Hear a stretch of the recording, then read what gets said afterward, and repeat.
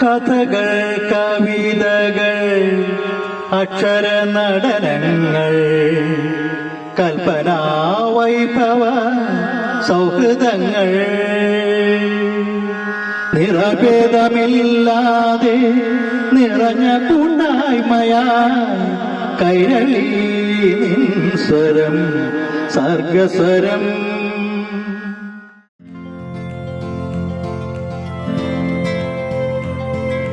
സർഗസ്വരത്തിൻ്റെ സർഗയാത്ര. December 20 ശനിയാഴ്ച സർഗസ്വരം സംഘടിപ്പിച്ച കന്നി സർഗയാത്ര പങ്കെടുത്തവർക്കെല്ലാം നല്ലൊരു അനുഭൂതിയും പുതിയൊരു അനുഭവവുമായി. 15 അംഗങ്ങൾ ഉൾപ്പെട്ട ഒരു സംഘമായിരുന്നു യാത്രാനുഭവങ്ങളിലൂടെ കടന്നുപോയത്. രാവിലെ 7:15 മുമ്പ് തന്നെ യാത്രയ്ക്കായി സംഘാംഗങ്ങൾ ഒരുങ്ങിയെത്തിയിരുന്നു. 7:30 tempo traveller Bini tourist home സ്റ്റോപ്പിലെത്തിയപ്പോൾ സുകുമാരൻ മാസ്റ്ററും സെറീനാജിയും തങ്കം ടീച്ചറും ശ്രീരഞ്ജിനി ടീച്ചറും ഏറെ ഉന്മേഷത്തോടെ ഓടി വന്ന് വണ്ടിയിൽ കയറി. സ്വരാജ് റൗണ്ടിലൂടെ പാറമേക്കാവ് അമ്പലത്തിന് മുന്നിലെത്തിയപ്പോൾ ഗാനകോകിലം സുശീലാമണി ടീച്ചറും ഗാനഗന്ധർവൻ മോഹൻ പറത്തിലും അദ്ദേഹത്തിൻ്റെ പത്നി ഷീല മേഡവും വണ്ടിയിൽ കയറി. മണ്ണുത്തി പള്ളി സ്റ്റോപ്പെത്തിയപ്പോൾ രാജലക്ഷ്മി മാഡവും ഭർത്താവ് വിജയൻ സാറും വണ്ടി കാത്തു നിന്നിരുന്നു. കൂടെ നമ്മുടെ ട്രഷറർ ജേക്കബ് സൈമൺ സാറും ഉണ്ടായിരുന്നു. അവിടെ നിന്നും വണ്ടി കുതിച്ചു പാഞ്ഞത് കാവിൽ സാറിൻ്റെ വീട്ടിലേക്കായിരുന്നു. പ്രഭാത ഭക്ഷണം ഞങ്ങൾ അവിടെ ഏറെ സൗഹാർദ്ദത്തോടെ കഴിച്ചു. വീണ്ടും കാവിൽ സാറിനെയും പ്രിയപത്നി ശാന്ത ടീച്ചറെയും കൂട്ടി വാഹനം പാലക്കാടൻ മലനിരകളിലേക്ക് പുതുചുരത്തിൻ്റെ ഗുഹാന്തർഭാഗങ്ങളിലൂടെ കരിമ്പനകൾ കൈവീശി ഞങ്ങളെ സ്വാഗതം ചെയ്തു. സുശീലാമണി ടീച്ചർ പ്രാർത്ഥനാ ഗാനത്തോടെ യാത്രയുടെ സംഗീത വിരുന്ന് ആരംഭിച്ചു.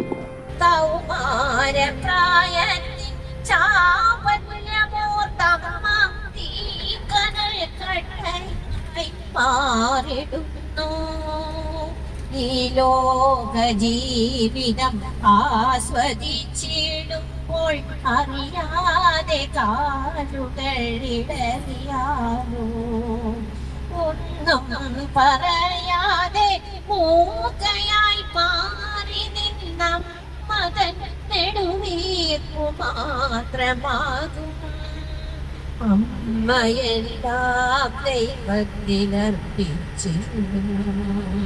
പിന്നെ ഗന്ധർവ ഗാനങ്ങളുടെയും പൊയ്പോയ നാടക ഗാനങ്ങളുടെയും തോരാമഴ. നമ്മുടെ ഗ്രൂപ്പിനോടൊപ്പം ചേർന്ന നമ്മുടെ പ്രിയ സുഹൃത്തും ഗായകനുമായ പ്രേംദാസ്, മോഹൻ പറത്തിൽ, ജേക്കബ് സൈമൺ, നമ്മുടെ നർത്തന സുന്ദരി രാജലക്ഷ്മി വിജയൻ എന്നുവേണ്ട എല്ലാവരുടെയും സുന്ദര ഗാനങ്ങൾ ടൂറിനെ ഇമ്പമേകി. OV വിജയന്റെ തസ്രാക്കിലേക്കായിരുന്നു ആദ്യ യാത്ര. അവിടെ എത്തും മുന്നേ നമ്മുടെ സ്വന്തം വിൻസെന്റ് മാഷ് ഞങ്ങളെ കാത്ത് OV സ്മാരക മന്ദിരത്തിന്റെ കവാടത്തിൽ കാത്തു നിന്നിരുന്നു.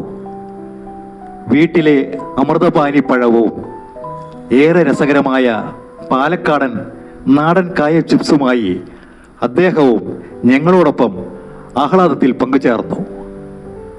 ചിപ്സ് ഇപ്പോൾ വേണ്ട എന്ന് പറഞ്ഞവർ കൂടി ചിപ്സിന്റെ തകർച്ച ശബ്ദം കേട്ട് വീണ്ടും വീണ്ടും വാങ്ങിക്കൊണ്ടിരുന്നു. ഖസാക്കിന്റെ ഇതിഹാസം രചിച്ച സ്ഥലമാണത്രേ തസ്രാക്ക്. നോവലിലെ കഥാപാത്രങ്ങളായ പക്ഷിമൃഗാദികളുടെ അടക്കം കഥാപാത്ര രൂപങ്ങൾ കരിങ്കല്ലിലും സിമന്റിലുമായി ശില്പരൂപമായത് ഞങ്ങൾ കണ്ടു. കുളക്കടവിലേക്കുള്ള ചവിട്ടുവഴിയിലൂടെ ഞങ്ങൾ നടക്കുമ്പോൾ ഒരു അണ്ണാറക്കണ്ണൻ ഒച്ച വെച്ചുകൊണ്ടേയിരുന്നു.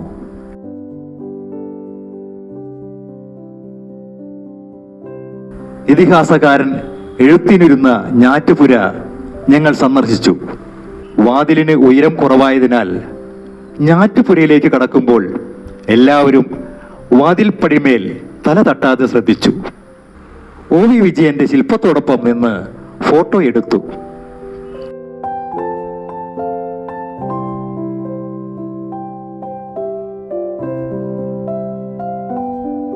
OV വിജയൻ വരച്ച ആക്ഷേപഹാസ്യപ്രധാനമായ കാർട്ടൂൺ ചിത്രങ്ങളുടെ വലിയ ശേഖരം തന്നെ അവിടെയുണ്ട്.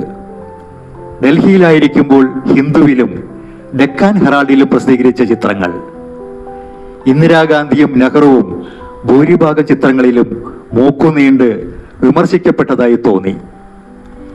OV വിജയൻ സ്മാരക ഗാലറിയിലെ ചിത്രങ്ങൾ 1-ാം നിലയിൽ കയറി ഞങ്ങൾ വീക്ഷിച്ചു. ഇതിഹാസകാരനെ മറ്റു ചിത്രകാരന്മാർ വരച്ച ചിത്രങ്ങൾ, മറ്റു സാഹിത്യകാരന്മാരോടൊപ്പമുള്ള ഫോട്ടോകൾ, നമ്പൂതിരിയുടെയും ആർട്ടിസ്റ്റ് ദത്തന്റെയും OV ചിത്രങ്ങൾ, OV സ്വയം വരച്ച ചിത്രങ്ങൾ. ഇവ കാണുമ്പോൾ സാഹിത്യത്തിന്റെ ഒരു പ്രഭാവ കാലഘട്ടം മുന്നിലൂടെ കടന്നു പോകുന്നതായി അനുഭവപ്പെട്ടു.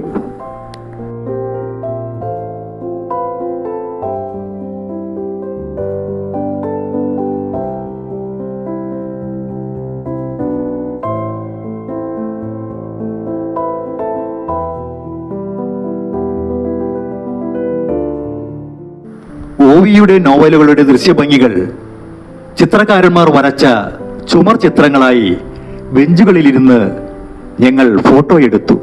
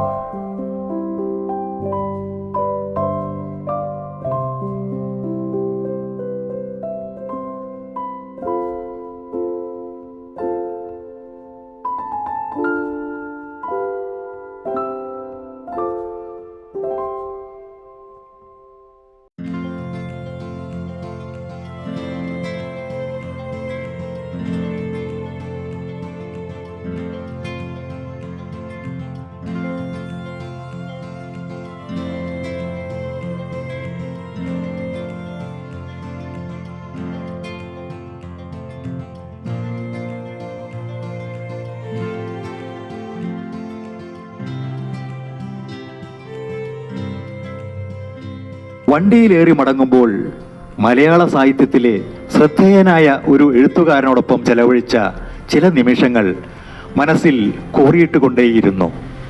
പിന്നീട് ഞങ്ങൾ പാലക്കാടിൻ്റെ ഗ്രാമീണ ദൃശ്യങ്ങൾ കണ്ടുകൊണ്ട് കൊല്ലങ്കോട് ലക്ഷ്യമാക്കി പാഞ്ഞു. സൂര്യൻ തലയ്ക്ക് മുകളിലെത്തുമ്പോഴേക്കും ഞങ്ങൾ പേരാലുകൾ നിറഞ്ഞ് ദൃശ്യഭംഗി കൊണ്ട് കൗതുകം തോന്നുന്ന ചിങ്ങൻചിറ കറുപ്പസ്വാമി ഏകലവ്യ ആശ്രമക്ഷേത്രത്തിലെത്തി. ആൽമരം താടി നീട്ടിയ താപസനെ പോലെ അതിൻ്റെ വേടുകൾ ചാരുതയോടെ പടർന്ന് ആ പ്രദേശത്താകെ വളർന്നിരിക്കുന്നു.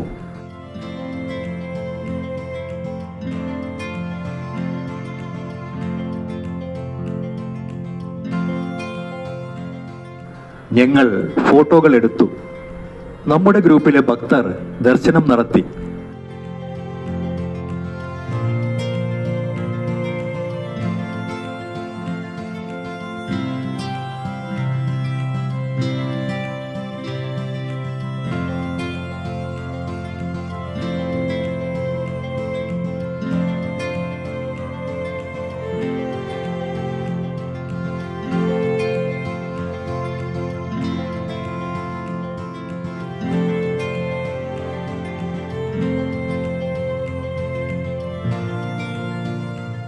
എങ്ങും നായ്ക്കൾ, പക്ഷേ അപകടകരമായി തോന്നിയില്ല.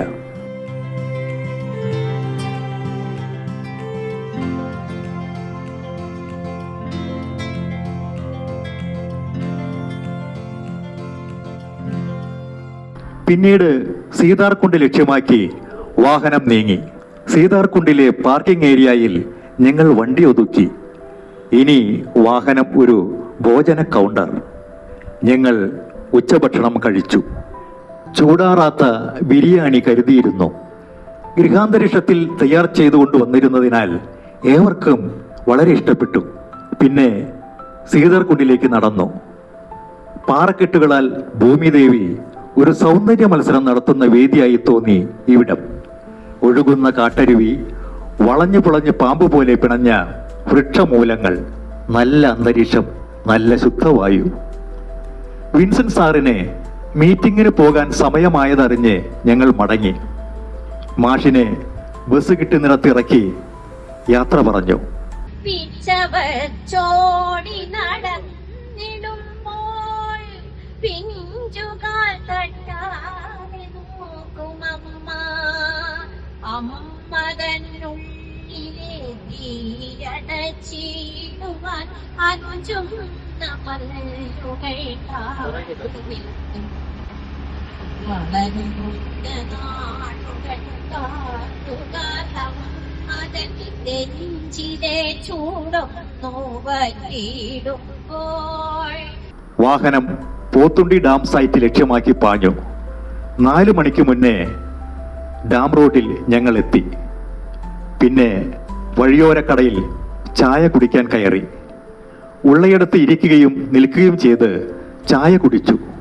പരിപ്പുവടയായിരുന്നു ആദ്യം.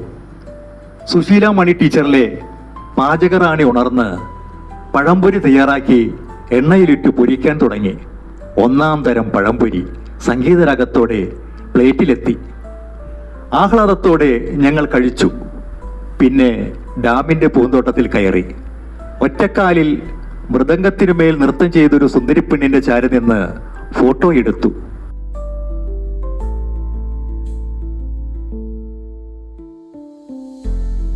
എഴുപതോളം പടികളുള്ള ഡാമിന്റെ നെടുംകോണിലൂടെ കയറി ഡാം ജലവിധാനം കണ്ടു. വെള്ളം സമൃദ്ധം, നല്ല കുളിർക്കാറ്റ്.